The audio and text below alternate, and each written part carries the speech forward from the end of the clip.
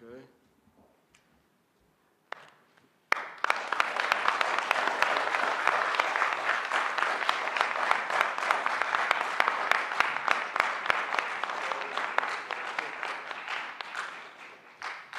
I don't know why they normally send many copies. I don't know where they go. But my job is just sign all of them.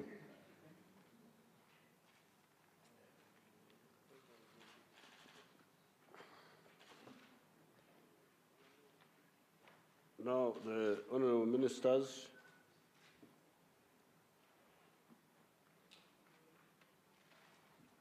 honorable members of parliament who are here, honorable members of the press, I want to read a short statement to explain this issue. It seemed the topic of homosexuals was provoked by the arrogant and careless Western groups that are fond of coming into our schools and recruiting young children into homosexuality and lesbianism, just as they carelessly handle other issues concerning Africa. Initially, I did not pay much attention to it because I was busy with the immediate issues of defense, security, electricity, the roads, the railways, factories, modernization of agriculture, etc., etc. When eventually I concentrated my mind on it, I distilled three problems. Number one, those who were promoting homosexuality and recruiting normal people into it. Because apparently there were groups who were deliberately doing that, recruiting people who are not homosexual into homosexuality. Secondly, as a consequence of number one above, many of those recruited were doing so for mercenary reasons, to get money. In effect, homosexual prostitutes. These mercenary homosexual prostitutes had to be punished, just like those who were recruiting them. Number three, homosexuals exhibiting themselves. Exhibitionism of homosexuals, just going around advertising yourself that you are a homosexual. Africans are flabbergasted by exhibitionism of sexual acts, whether heterosexual or otherwise, and for good reason. Why do you exhibit your sexual conduct? We, the public, are we interested in your sexual conduct? Why do you have to show us? Are you short of opportunity for privacy, where you can kiss, fondle, etc.? Why don't you go into privacy and do your own things? Are we interested in seeing your sexual acts, we the public? I'm not able to understand the logic of the Western culture. However, we Africans always keep our opinions to ourselves and never seek to impose our point of view on others. If only they could let us alone. Because we normally see this conduct of these Western people, you just wonder, why are these people doing this? How did their culture develop? But we just keep quiet. We don't comment. I have never had anybody complaining that people are kissing in public. Why don't you go in your privacy? What's the problem? Here, we don't do things like that. There's enough opportunity. You go into your house. Why do you have to? Why do you come to show us how you are kissing, how you are? It's not our culture, but we see the Europeans doing it, but we just keep quiet. We never say anything. It was my view that the above three should be punished harshly in order to defend our society from disorientation. These three, the the recruiters, the mercenaries, and the exhibitionists. Those three, I agreed. Therefore, on these three, I was in total accord with the MPs and other Ugandans. I had, however, a problem with category number 4, or what I thought was category number 4, those born homosexual. That's what I thought. I thought there were some people who were born homosexual. If somebody is born like that, are you right to punish him? And I quoted a number of examples. Albino, in my other statement, which I gave to the MPs, albinos, Nyamagoyes, different types of congenital or genetic problems. So that's why I had a problem. If somebody is like that, that's how he was born, are you right to punish him? Now, some of my people were not caring about this. We don't care. They are all the same. I said you are in danger. You can make a mistake.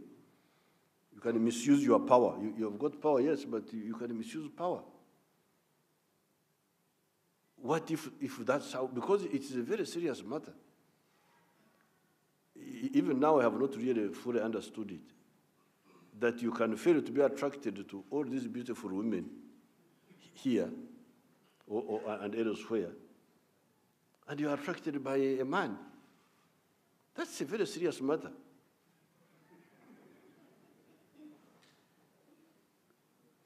It means there's something really wrong with you. So for me, in my simple way, I thought they must be born like that. What is attracting you in a man? A man to a man. So that's why I did sign the bill. That is why I refused to sign the bill. In order to get to the truth, we involved Uganda scientists, as well as consulting scientists from outside Uganda. Some of the scientists are here. I thought there were such people, those who are either genetic means something in the genes, or congenital homosexuals. Congenital means born like that. It may not be in the genetics, but something happened from inside the womb, then you come like that. That was my thinking. The reason I thought so was because I could not understand why a man could fail to be attracted to the beauties of a woman and instead be attracted to a fellow man. That is a very, very serious matter. It means something is radically wrong with you. It meant, according to me, that there was something wrong with that man. He was born a homosexual, abnormal. I therefore thought that it would be wrong to punish somebody because of how he was created, disgusting though it may be to us. That is why I refused to sign the bill. In order to get to the truth, we involved Uganda scientists, as well as consulting scientists from outside Uganda.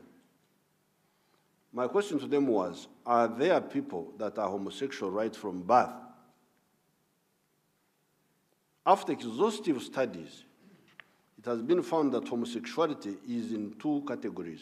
This is my categorization, having listened to all these people. There are those who engage in homosexuality for mercenary reasons, especially here. That's the main reason, problem here. For mercenary reasons on account of the underdeveloped sectors of our economy that cause people to remain in poverty, the great opportunities that are bound notwithstanding. So that seems to me to be one category, which must be the majority of the people here. The ones who are recruited mainly for poverty, because of poverty. And then there are those that become homosexual by both nature some element of genetics, and nurture. Nurture, N-U-R-T-U-R-E, meaning upbringing or external factors, the way you are brought up. The studies that were done on identical twins in Sweden, that's what they now educated me about, showed that 39% were homosexual on account of nature, and 66% were homosexual on account of nurture. I don't know whether I have captured your thing well. So in other words, therefore, even in those studies, nurture was more significant than nature.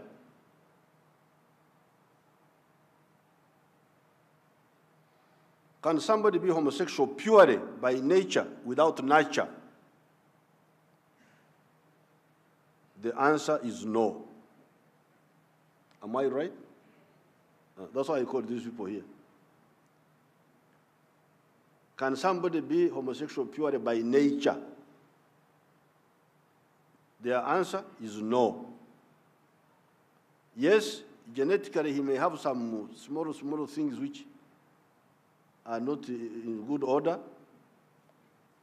but if he's not nurtured in that way, if he's not encouraged in that way, he would be normal, in spite of whatever little. They are still studying it. There is genetics, there are markers, there is epigenetics. I'm trying to follow that chain of our system. And then some are in the chain, some are sitting on the chain, some are, I can't follow it very well. But that's what they were teaching me. The answer is no. No study has shown that. No study has shown that you can be homosexual purely by nature.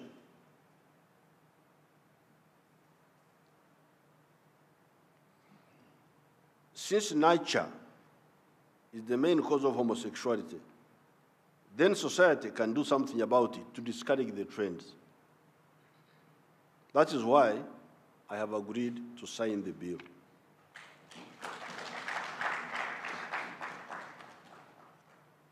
Since Western societies do not appreciate politeness, you see, this is the problem with the Westerners. They cannot understand politeness.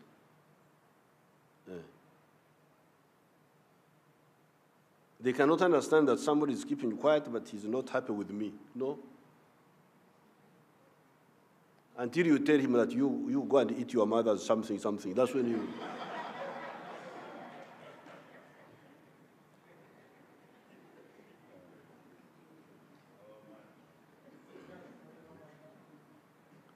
Because for these people to come and talk and so on and so forth, you know, see, these people are keeping quiet. They are not answering. They are not what? You don't check on their history, on their culture. You just come, Octomera. With whatever you think is right. Since Western societies do not appreciate politeness, let me take this opportunity to warn our people publicly about the wrong practices indulged in and promoted by some of the outsiders. One of them is what they call oral sex. The mouth is for eating. The mouth is for eating. Okuria, cham. The mouth is for eating, not for sex.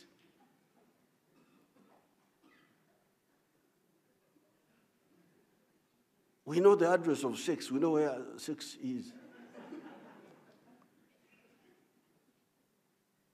No, we have been hearing about it, but we don't talk about it. If people are doing it, maybe Let's leave them alone. Let's deal with the electricity, the roads. There's no argument.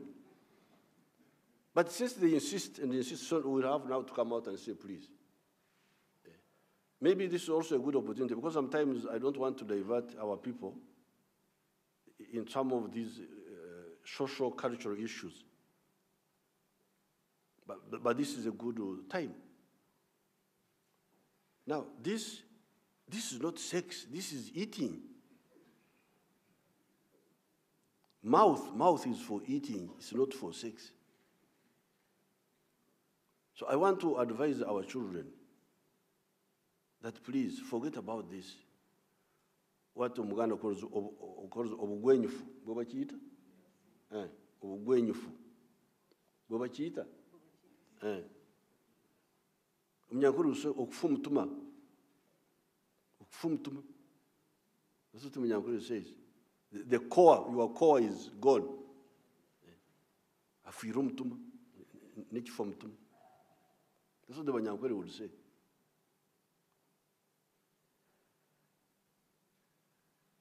Our youth should reject this, because God designed the human being most appropriately for pleasurable, sustainable, and healthy sex.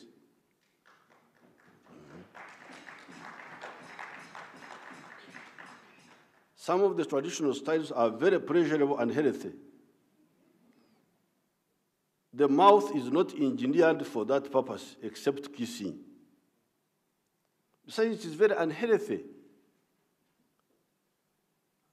I'm told people can even contract gonorrhea of the mouth and the throat on account of so-called oral sex. Not to mention worms. I'm told somebody can pick worms from. You go for sex, you come back with worms.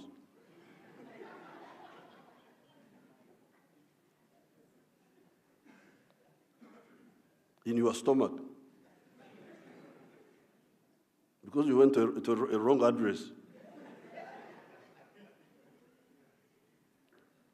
I was wondering about hepatitis E. Can you also go through that route? Hepatitis E, because it is orophycal. That's what I was. Huh? Can it? Yes, if you go south instead of.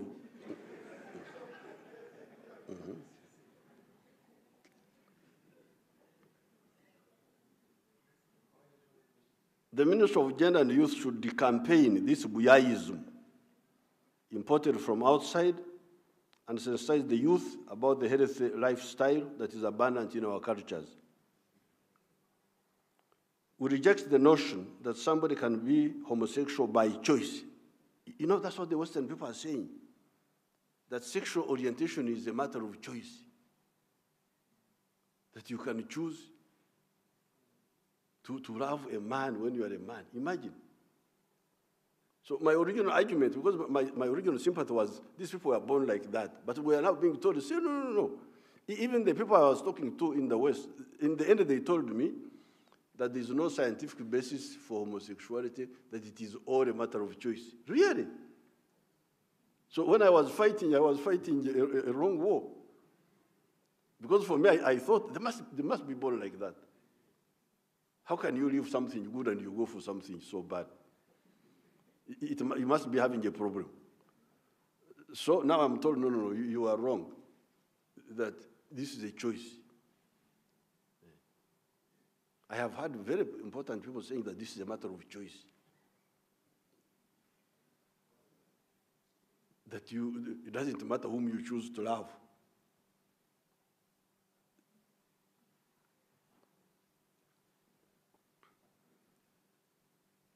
That a man can choose to love a fellow man, that sexual orientation is a matter of choice. Since my original thesis that there may be people who are born homosexual has been disproved by science, then the homosexuals have lost the argument in Uganda.